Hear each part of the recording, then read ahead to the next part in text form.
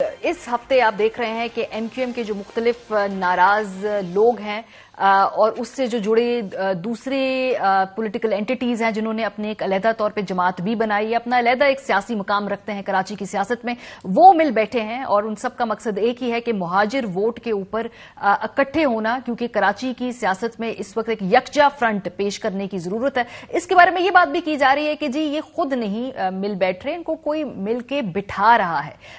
माजी के अंदर भाई भाई थे, फिर गद्दार हो गए, एजेंट हो गए, एक दूसरे पे इल्जामात लगाना शुरू हो गए और आज दोबारा भाई भाई बन गए और कहने लगे कि हम अपने उन बयानात से दस्तबरदार होते हैं, पीछे हट जाते हैं। ये जरा सफर देख लीजिए कि भाई से, गद्दार से, एजेंट से दोबारा भाई तक का, आप अपनी स्क्रीन पर। आज मेरी एमक्यूएम पाकिस्तान के साथ 39 साला रफाकत को पार्टी के चंद ठेकेदारों ने, आमिरों ने अपने मफादात की भेंट चढ़ाया है और मुझे मेरी पार्टी की बुनियादी रुकनियत खत्म करके पार्टी से फारूक सत्तार अब एमक्यूएम पाकिस्तान में आना भी चाहे तो हमारी तरफ से ना है, हाँ या ना? ये तो कर चुके हैं, हम मना कर चुके हैं। तो अब और मुस्तकबिल में भी अगर आए तो अब आप कह रहे नहीं, सो थैंक यू। ये कौन है? खालिद मकबूल सिद्दीकी भाई। खालिद मकबूल सिद्दीकी भाई वो है जो सन 2000 में इंडिया गए अल्ताफ हुसैन की इंस्ट्रक्शंस पर और वहां पे रॉ के साथ बैठकर वहां इंडिया में वहां की मीडिया के सामने इन्होंने पाकिस्तान के खिलाफ बात की और अपना पासपोर्ट, पाकिस्तानी पासपोर्ट फाड़ दिया। मुस्तफा कमाल गद्दार है, हाँ या ना? More than that. मुस्तफा कमाल को किस डेफिनेशन की तरह गद्दार का? मैंने तो उससे ज्यादा कहा है। सबके वीजे लगे हुए हैं, सबने नेशनलिटी बाहर रखी हुई है, सबने अपने बच्चे बाहर रखे हुए हैं, सब यहां से कमाकर बच्चों को बाहर भेज रहे हैं। ये एमक्यूएम के लोगों का धंधा है, ये लोगों के नाम पर ये नोच खसोट करके ये सब बाहर चले जाएंगे। फारूक सत्तार साहब हमारे साथ टेलीफोन लाइन पे मौजूद है, बहुत शुक्रिया फारूक साहब।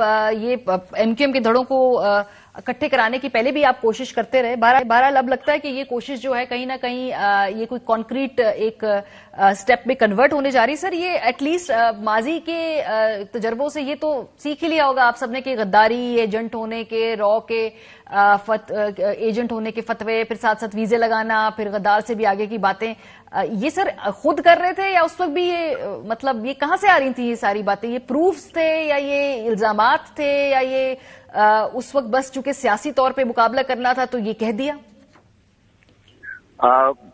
मारिया मेमन, मैं जो मेरे जिन साथियों के आपने बयानात अभी सुनवाए हैं अपने प्रोग्राम के एंट्रो में, तो मैं उन सबका ब्रीफ तो नहीं मेरे पास कि मैं उनकी तरफ से कोई बात कहूं कि उन्होंने पहले क्या कहा, अब क्या कहा। सही। मैं तो इन सारी बातों को पीछे छोड़ के बहुत पहले से ये महसूस कर चुका था कि कराची में एमक्यूएम की ये तकसीम और जो इंतशार है, ये अगर ये खला किसी ने पुर ना किया जो एमक्यूएम की इंतशार और तकसीम से हुआ है, तो फिर कराची में जो अदम इस्तेहकाम होगा वो पूरे मुल्क को इतना बुरी तरह गैर मुस्तहकम करेगा कि फिर IMF भी आ जाए, इस्लामिक बैंक भी आ जाए, फिर वर्ल्ड बैंक भी आ जाए, तो फिर कोई भी पाकिस्तान को शायद मुस्तहकम या स्टेबल नहीं कर सकेगा ना। तो मैंने 2 साल पहले सबको जोड़ने की कोशिश शुरू की और फिर जितने बयानात आपने सुनवाए उसमें मेरा बयान तो सिर्फ उस मौके पे थोड़ा सख्त आया था जब मुझे पार्टी की बुनियादी रुकनियत से हटाया गया था, तब मैंने कहा था। और कुछ लोगों की बिल्कुल ठीक बात है फारूक साहब, आपने ये कोई इल्जामात नहीं लगाए और इसलिए हमने वो को, हाँ, लेकिन मैंने किसी को गद्दार नहीं कहा। सर, मैं लार्जर स्कीम में बात करूं कि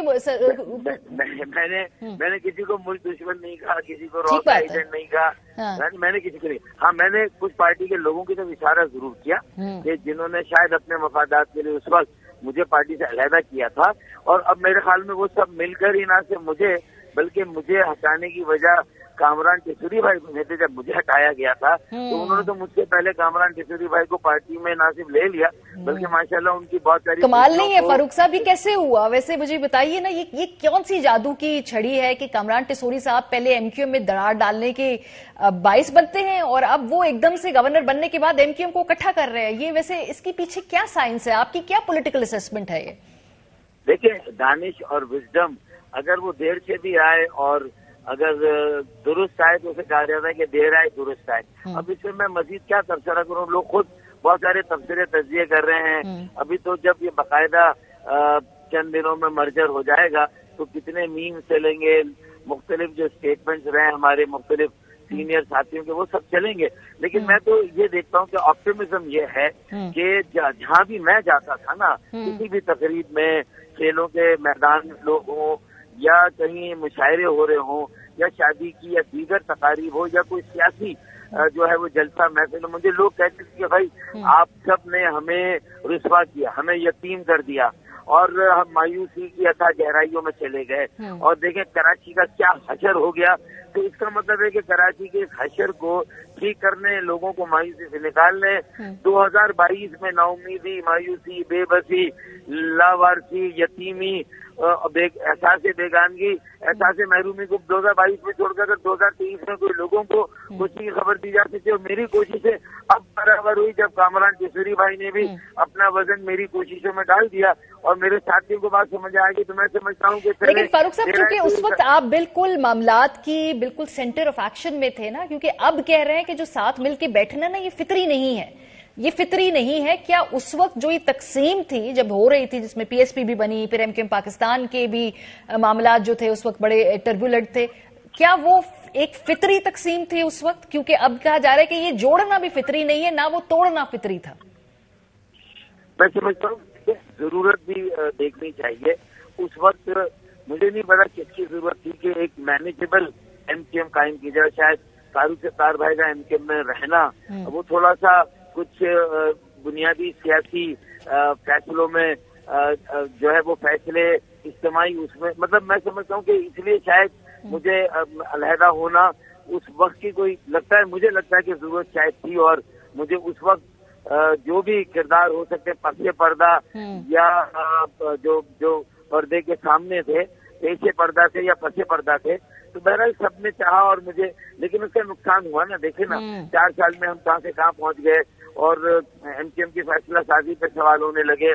पीटीआई को छोड़ना, पीपल्स पार्टी को ज्वाइन करना, उससे जो एक बैकलैश है, तो मेरे ख्याल में सोशल मीडिया भी तो एक इंडिकेटर होता है ना। ठीक है, सारी आबादी के वो जज्बात का कास्ट नहीं होता, लेकिन एक सैंपल तो आपके सामने लोगों की राय आ जाती है ना। सही बात सर, लोगों की राय ये है कि इस वक्त भी कोई पसे पर्दा हाथ आपको सबको मिलकर साथ बिठा रहे हैं, क्योंकि पीटीआई का सियासी मुकाबला भी करना है ना कराची में। तो वो कह रहे हैं कि जिस तरह आपने कहा कि मैनेजेबल एमक्यूएम बनानी थी, अभी भी एक मैनेजेबल एमक्यूएम बनानी है और उनको साथ मिला के बिठाना है सर। इसलिए वरना इतने संगीन इल्जामात के बाद भी साथ बैठने पे ये कोई आपको पीछे से थपकी दे रहा।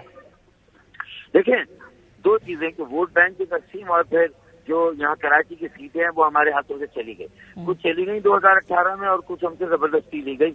ये बात भी बिल्कुल तय है, मैं बहस में भी नहीं जा रहा। लेकिन अब जाहिर है कि सिर्फ उन सीटों को वापस लेना, वोट बैंक को यकजा करना नहीं। मैंने देखिए उसका बड़ा मकसद बताया, नाउमीदी, मायूसी, कराची का हशर। देखे ना, फिर पीटीआई को भी 4 साल अल्लाह ताला ने दी है, तो उसमें वजीर आज़म इमरान खान एक रात कराची में नहीं रुके थे। यहाँ 3 उनको 14 सीटें यहाँ से मिली थी।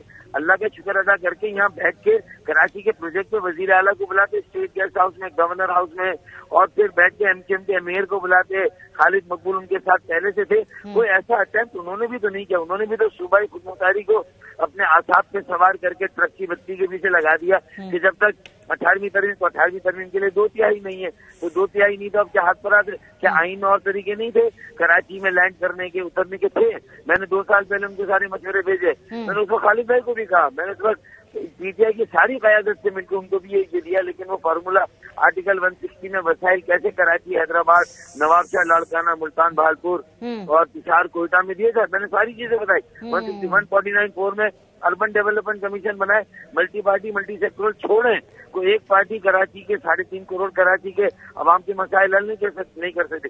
और मैं 2 साल पहले जो मैंने कोशिश शुरू की, आज 12 बार हो रही है। हाँ। कोशिश यहाँ खत्म नहीं होगी कि तो सर कोशिश अब यही है ना कि एक मैनेजेबल एमक्यूएम बन जाए ना सर, क्योंकि एमक्यूएम तो मैनेजेबल भी तो होनी चाहिए ना। बिकॉज देखिए, जैसे माजी में ख्वाहिश थी, अभी भी मैनेजेबल है।